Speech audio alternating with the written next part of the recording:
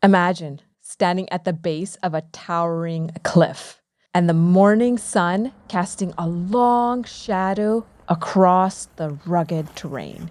The air is crisp, filled with the scent of pine and the distant sound of a rushing stream. This is no ordinary hike. It's an adventure that promises both challenge and exhilaration. As you lace up your boots and secure your climbing gear, you can feel the thrill of the unknown ahead. The path is steep and the climb is demanding, but the reward is unparalleled. A panoramic view from the summit that few have witnessed. Every step, every handhold brings you closer to that breathtaking moment. Conquer the rock and stand atop the world. This is the essence of a risky yet immensely rewarding rock climb and hike. Are you ready to embark on this unforgettable journey? As I pondered these thoughts, I thought, well, what could be better than heading out to Yak Peak?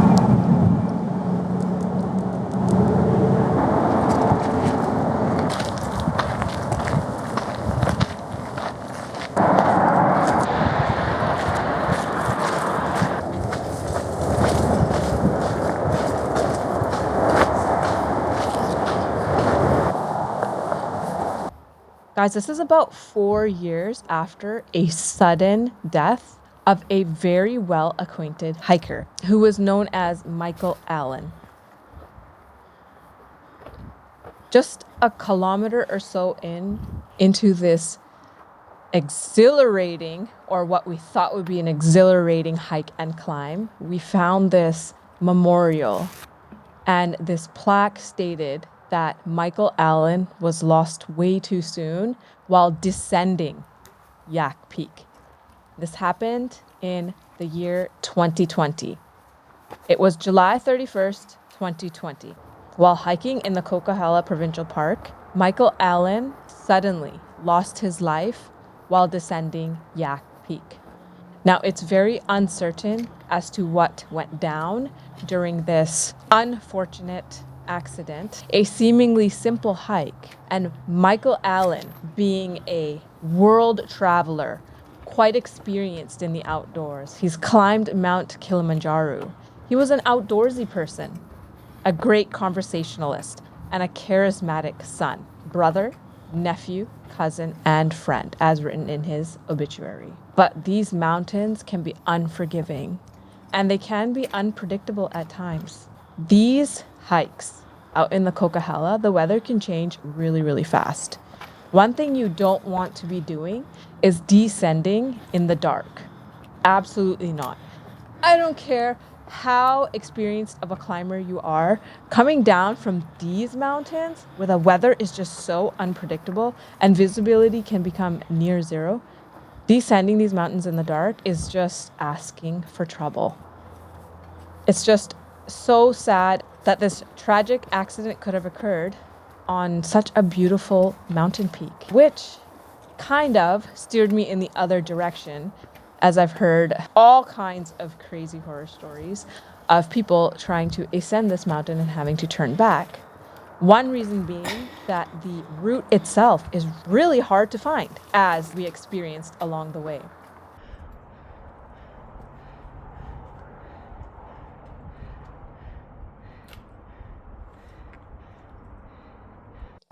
As you can see, the first 1.5 kilometers isn't as exciting, but I mean, you have to get across the highway and into the beginning of the trail, where it heads into the forest and it's a straight up climb. It does not let up. It is a relentless climb. There is absolutely no time during this hike where it actually levels off. Now for us, there was absolutely no marking of the trail through the forest, but the dirt terrain itself does create a pathway, which you can see when there is plenty of light out.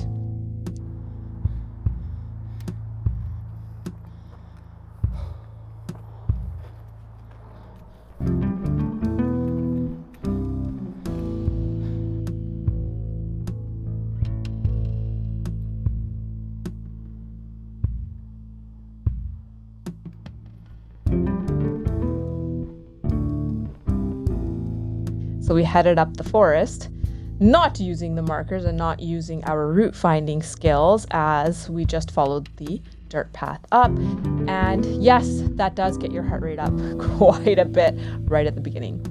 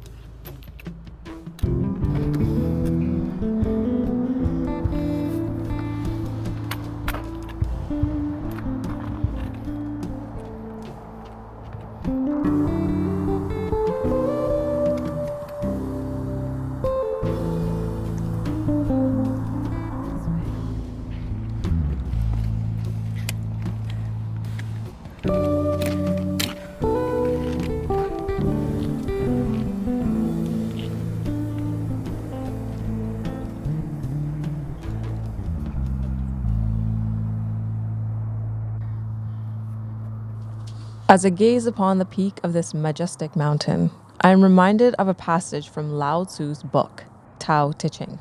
He reflects on how the value of the mountain and the valley are interconnected, each relying on the other for meaning. Their contrasts embody the harmony that lies at the heart of Taoist philosophy. As Lao Tzu wisely said, high and low support each other, hard and easy complement each other, long and short define one another, front and back give context to one another. In essence, climbing a mountain becomes a metaphor for life. It's not about reaching the summit at all costs or giving in to the challenge. It's about the balance of effort and rest, ambition and patience, striving and letting go. Each breath in sync with the rhythm of the climb. Each step a meditation on the path.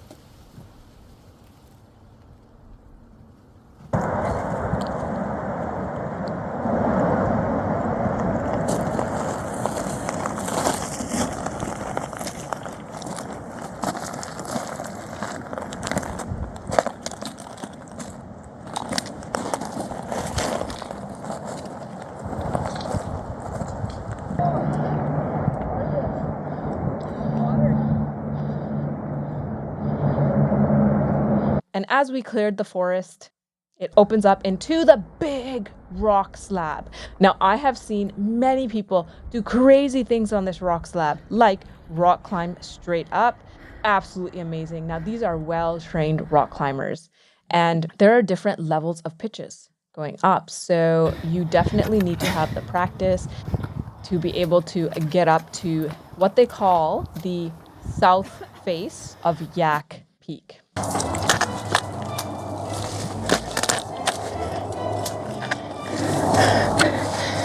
Yak Peak has actually two peaks. There's a false peak, which is the south face, and of course, the natural higher peak of Yak, and this is where the beautiful views are seen. And of course, that's where the satisfaction is gained once you climb this mountain and you know that you have conquered the tallest part of Yak Peak. So the rock slab, I have seen people trying to mountain bike down this slab. What in the world? And what's so funny is there's all kinds of different crazy things that happen up here, like somebody tight rope walking across the peaks. Unbelievable. I can't even imagine how they would have set this up. But wow. Kudos to this guy. And paragliding off the peak. So hiking up and then jumping off with a parachute into a highway below. And also, there's plenty of power lines along the way, right where you have to land. Wow. Some people are just so daring. As we were heading up the mountain, the rocks were so slippery, we had to head through a roped area where you needed to use the rope to help you up, otherwise you would slip right back down. And I would highly recommend not carrying a heavy pack while doing this hike. What is this way? Well, I think it's like this.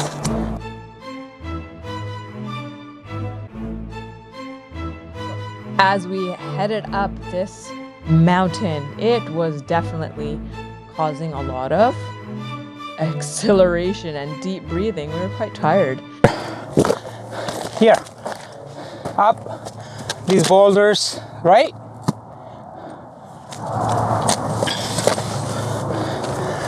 The pain itself is numbed just by the beautiful, serene views. It takes you to a place where you're like, I'm not gonna make this, and I'm seriously struggling here. My legs are burning. Every cell in my body is killing me. But oh, look at that view. And at this point, I would just take a deep breath and I would think, you know what? It's probably gonna be even more beautiful at the top, and I definitely need to get a little bit more exercise. So let's get to the top and let's take a deep breath of fresh air over there and see what it feels like. So this motivated me to keep going. And as we headed up to the top, it opened up into the meadows. So we've got roped areas. We're talking class 3 scramble and class 4, which is quite exposed. But both your hands and feet are on the rocks at the same time. And the rocks are loose. They can lodge out at any moment and you can lose your footing and tumble quite a ways. Wow. My heart was pounding, to say the least. When this trail finally we found our way into the meadows, I really honestly don't know how we got there, but there was absolutely no markings. And the little markings that you see, and randomly every time I found the couple of markings along the way throughout this entire hike, they were so small, there was absolutely no way that you would even be able to sight this unless you just got lucky. Like, that's how hard it was to find the route markers. But anyways, we used our route finding skills, and also we had a map with us on our watches and of course on our cell phone, which we didn't have any service along the way. So it's always good to be prepared with your safety essentials, having your GPS, pinging, and also, an offline map definitely would be helpful. You need to know where you're going. Obviously, if you want to camp, you got to carry a few things with you, the 10 essentials, as I have linked below, to try and keep it as light as possible. So it opened up into the meadows, and I know we did start this a little late, all right? We started this at about 2:30 in the afternoon, and sunset was at 7. Now, the total time to do this ranges, but moving time itself is roughly about 3 hours, but that does not include how long you need to stop and take breaks, and also, while filming, how long it takes to film, and also find the route. So the sun was going down, and it was going down pretty fast, and we didn't have very much time left to get to the peak. As soon as we hit the meadows, we realized that the weather was changing really fast. The winds were just gusting, and it was hitting my body so hard that I almost fell over. It was cold. It was a relatively sunny day, but when that wind came, oh man, that wind chill felt like it was -1, and I was definitely underdressed.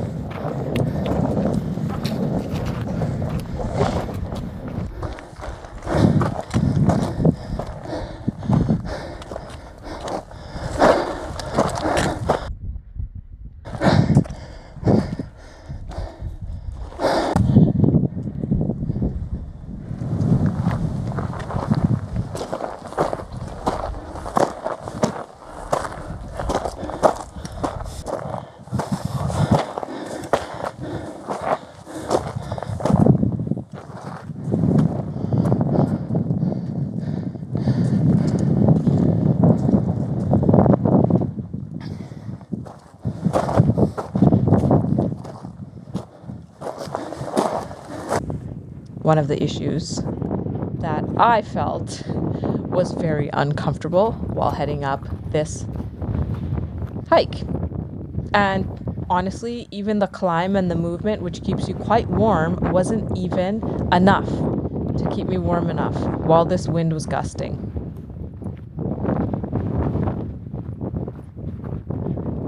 Finally, we get to the ridge, and we have to make a quick decision here as the sun is coming down pretty fast.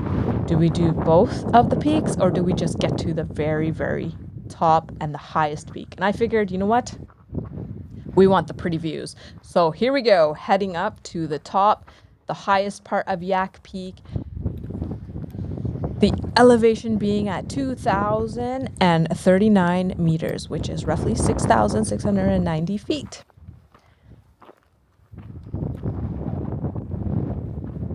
But Yak Peak has a parent peak called Vicuña Peak. Definitely on the bucket list. And this one stands at 2,126 meters above sea level. So why is this mountain so famous? Well, look at it. It's a granite summit. It's made of granite. While we were climbing up, scrambling, touching the rocks with our hands, we were getting cut up nicely on our hands, these micro cuts everywhere. It was a lot of fun. So I would recommend wearing gloves if you were to head up and climb Yak Peak. As the hike is getting more and more difficult, I'm pondering, why is it that I'm putting my body through this extreme, difficult exercise? And I'm reminded of what Osho once said. He elaborated on his teaching of Buddha, highlighting that the mind tends to oscillate between extremes, whether in indulgence or renunciation. He emphasized that true liberation comes from maintaining a balanced consciousness, free from the biases of extreme positions.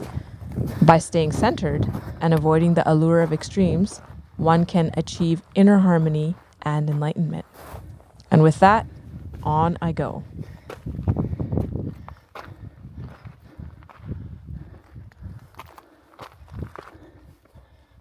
The last part of the scramble is a straight up scramble. There's absolutely no trail. And the trees, it's not a hike. You've got to climb the rocks. So pretty much as I was looking up, I found a straight up line up the spine to the peak. And I followed that.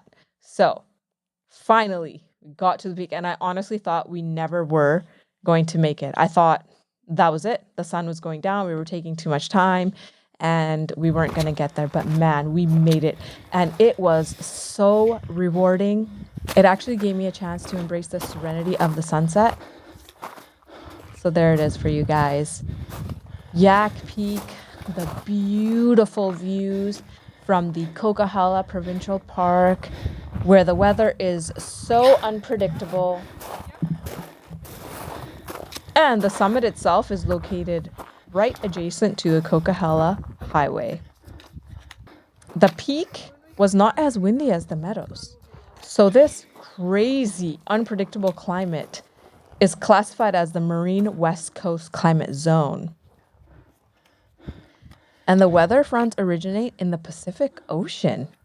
They travel east towards the Cascade Range, where they're forced upwards.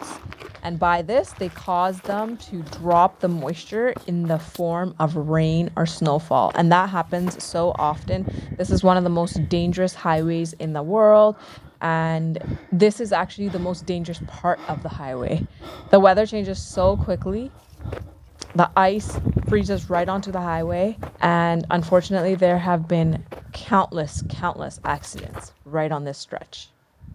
The winter temperatures here can drop below -20 to -30, and a wind chill factor even below -30. So that is pretty gruesome.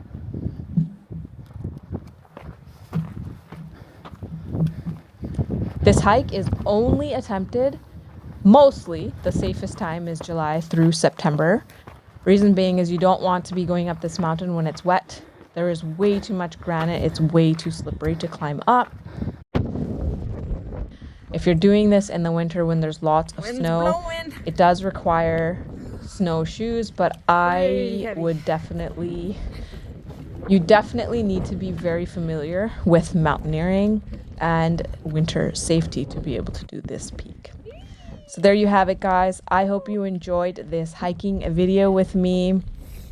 I certainly enjoyed hiking this mountain, and I definitely want to head back into the Coquihalla Provincial Park and take you to all of the other interesting looking peaks. As you can see here in this panorama, there are so many wild looking peaks. Let me know which one you would like to see next. Oh yeah, that's gorgeous. Yes.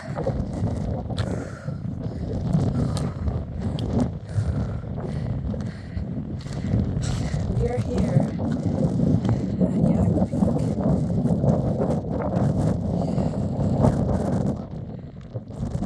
Sun's coming down, so it's a little dark.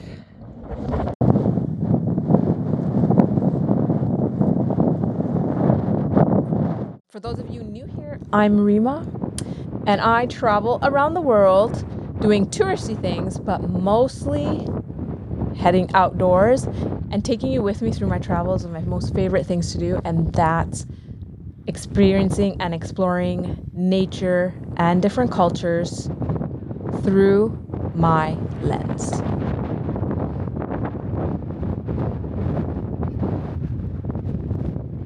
Make sure you like and subscribe. And of course, hit the notification so you don't miss the notifications of my next videos. Check out all the links below so you can head over and we can engage in some blog talk. And follow me on my travels throughout the world.